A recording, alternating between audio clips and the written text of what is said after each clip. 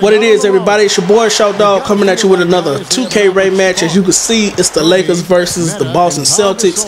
Y'all sit back, y'all watch this game. It's a real good one against me and this guy. It was like a hard-fought game, and I mean, it was a real good game, but I'm using this as a backdrop of what I really want to talk about, which is the real Lakers. And if you saw the game last night, we lost against the Cleveland Cavaliers. I don't know how. Just watching that game was just, it was sad to me, because it was, if you saw that game last night, man, everybody just looked so lost, like they didn't know what to do. I'm not used to seeing Kobe like that. People was losing their defensive assignments, people getting mixed up, everybody pointing at each other. I'm not used to seeing this, man, from the Lakers. Maybe I'm spoiled, maybe Laker Nation as a whole is spoiled, but I'm gonna just let y'all know what I think we should do, the adjustments we need to make. Off the top of my head, I have less than 10 minutes now. I'm gonna be all over the place, so I'm not doing this in any order. I'm gonna just let y'all know what I feel like we should have did and the decisions that we have made so far that's really biting us in the ass right now. First off, the coach. That was one of the biggest mistakes the Lakers could ever make.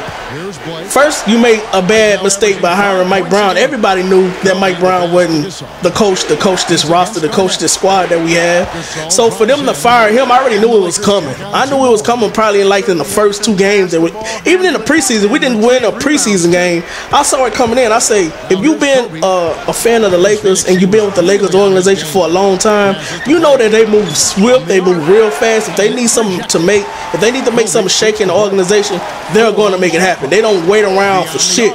They make it happen right then and there. And that's what I like about it, about them. And sometimes you kind of hate it, because you know, back in, I don't know when it was, we got rid of Shaq, but that's a totally different story.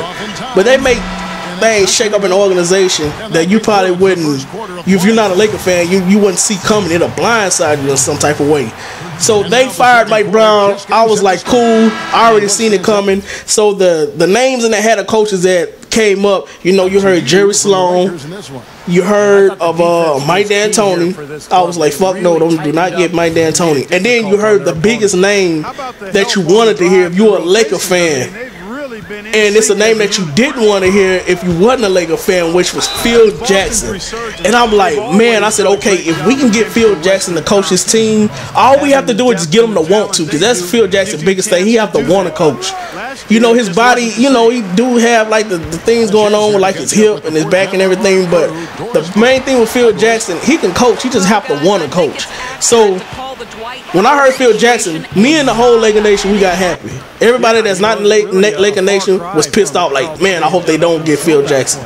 So we sat back, you know, we hearing news and we hearing everything, and come to find out, they said that we're going to have a meeting with Phil, and Phil pretty much just let them know, you know, to make a long story short, I am willing to coach this team, but give me 24 hours. I'll let you know by tomorrow, you know, everything that, you know, needs to go down. I'm going to pretty much give you my answer. So I went to bed, like, I was feeling happy. I laid down knowing that we have the perfect coach for this team. I mean, if you look at it, you don't even have to look at his resume. Look at the people that he coached. I thought it was really impressive. Everything fit together so perfectly. You have a Michael Jordan to a Kobe Bryant. You have a Ron Artest to a Dennis Rodman.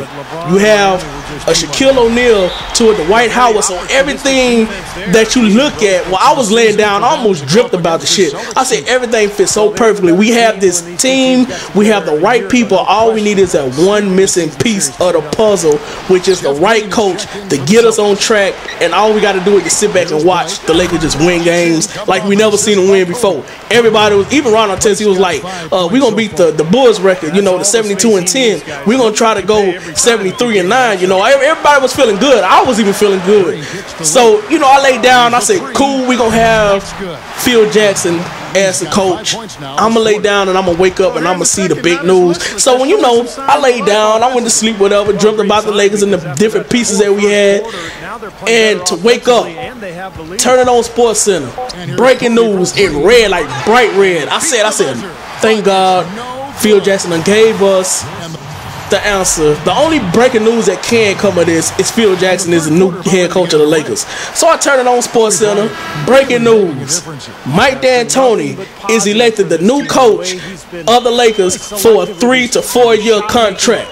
I'm I'm like, hold up, let me get all this crust out my eye. Let me go to the bathroom real quick, cause maybe I'm not seeing something. Maybe I'm still asleep. Maybe this is a nightmare, or maybe I just need to wash my face. Took your morning piss. You got the morning wood going hard and everything.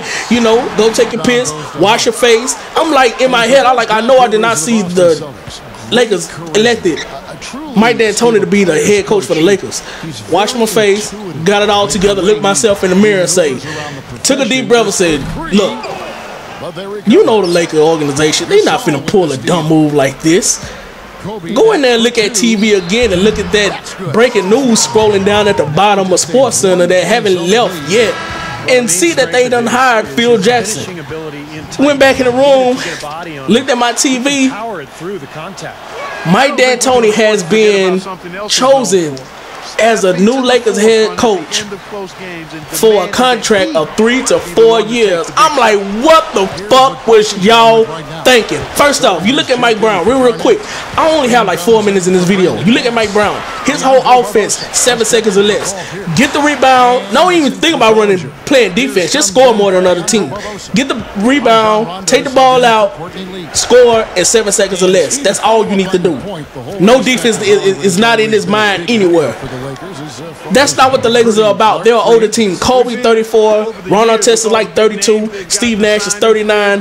That is not how you use this roster, and the Lakers just made a big dumb move by making this happen.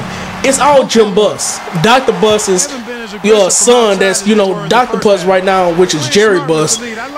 His health is declining a little bit, so he can't run the team like he always did. If you look at Dr. Buss, if y'all don't know Jerry Buss, he's the one that got Magic Johnson to come to the Lakers. He got Kareem Abdul-Jabbar when he was playing with the Bucks. When his name wasn't even Kareem yet, his name was Lou Alcindor before he turned Muslim. If y'all don't know that, you should know that. You don't even have to be a Laker fan to know that. That's just history. He was Lou Alcindor when he played with the Bucks, and Dr. Buss made that happen for him to come to the Lakers. The same Jerry Buss that traded Vlade Divac for Kobe. When he told the Hornets, I want that young kid, I'll give you Vlade Divac, you give me Kobe. For some dumbass reason, they made it happen. He made the biggest move happen, I feel like, in NBA history, getting Kobe for Vlade Divac. I ain't gonna even talk about everybody give Mitch Kupchak the credit for getting Paul Gasol for Kwame Brown. We done made shit happen. I mean, we used to it. We used to it. Jim Buss right now, his son has a big ego trip right now. Him and Phil Jackson didn't leave on a good note. And Phil Jackson last coaching days, we got spoiled by the damn Dallas Mavericks in the second round of the playoffs. It's still hurting me right now to say that the Lakers got swept by anybody. But they didn't leave on good terms. And for him to come back and say, I'll give you, I'm going to give y'all my answer in 24 hours, which is most likely yes. It was going to be yes, because he said it already that I was ready to coach his team. And for y'all to just slap that man in the face and go get raggedy ass D'Antoni, it just didn't make sense. And right now you're seeing this karma coming back to bite you in your ass. Now it's not working at all. He don't even know how to make adjustments. How you don't know how to use Paul Gasol, one of the best big men in the game, one of the best big passing men in the game? How do you not know how to use Paul Gasol? It just doesn't make sense. This whole thing right now is real irritating to me. I'm not used to it. You saw him last night, man. You have Hall of Famers, man. Last night was just lost. Everybody pointing at each other on defense like, where you supposed to guard this person? I'm not used to that. I'm just not used to seeing the Lakers do that, man. And from what I'm hearing, some news came down that they was thinking about bringing Paul Gasol off the bench. I wouldn't mind that. Only thing is, you got to wonder about how do Paul Gasol feel about it. If he can be like Lamar Odom and say, look, if that makes the team better by me coming off the bench, I'll do it. Put Jameson in his place, because Jameson have been playing good basketball for the last 10 games. Put him in there, and I feel like we have a faster team on defense, and we can get back on transition, and we'll be a better team. But you just have to know how to deal with players, which Mike D'Antoni is not good at. He don't know how to even make adjustments to fit Paul Gasol in the rotation. So right now, it's just coming back, and it's really killing us right now. We have to get our defense together, man. Our main thing is defense. We letting everybody score too easily. I'm not used to it. Play with some fucking heart. That's all I ask for. That's all we ask for. Play with heart. Don't let these teams come in and just have that mindset that knowing that they can beat us. I don't like that, man. And we got the Knicks tomorrow, and I'm like, man, we got to get our shit because Melo is playing like a beast right now. So I want to see what's gonna happen. Hopefully we can turn it around by tomorrow. I know this commentary was everywhere. I want to let y'all know a couple more things that we need to do, but I really don't have time. But that's just my thoughts on it so far. Hopefully we can turn this around. I'm still gonna be a Laker fan no matter what. That's still my team. I'm rolling with my team no matter what. But it's your boy Shout Dog. I'm signing off. Y'all let me know how y'all feel about the situation.